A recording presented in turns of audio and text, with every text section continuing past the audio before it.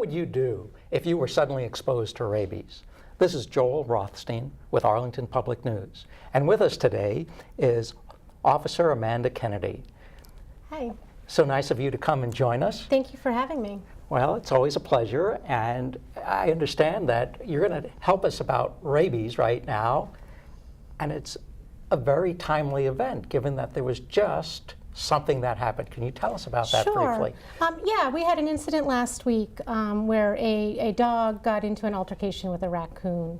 And in part, I think, because of the warmer weather, the raccoon was being a little more active, was out and about.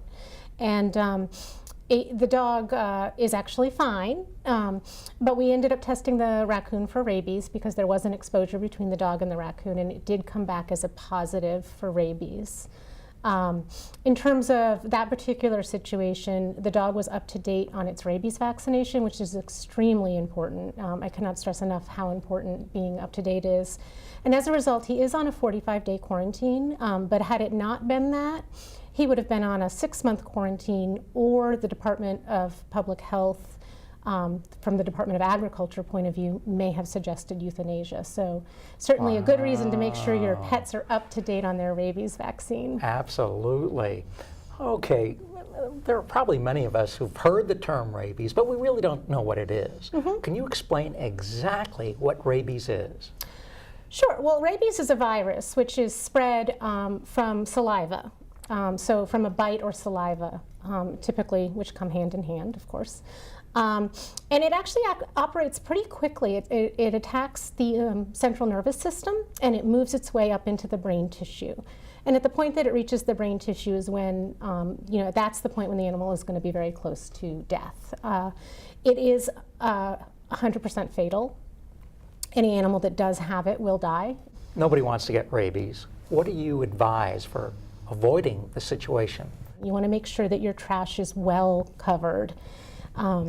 Things like that. You don't want to feed pets outdoors. So if you have an indoor-outdoor cat, you really don't want to feed them outside. Or if you do, you want to feed them while you're present and then pick it up. So anything that you can do to deter them from being around your property. How does somebody get a hold of you? They have an animal issue. They want, they've heard you on the air right now. You've sold them that you're the person to solve it. You betcha. How do they get a hold of you? So if it's an urgent thing, if you have an animal in front of you that is, injured, or this is some sort of an emergency or urgent thing that you need response right away, then please do call the police department's dispatch office. You can call 781-643-1212. You can also call my office. As I'm often out in the field with my net, I don't sit in my office, and so if you do call my office, you'll likely need to leave a message. But if it's not urgent, then I encourage you to do that. And that number is 781-316-3950.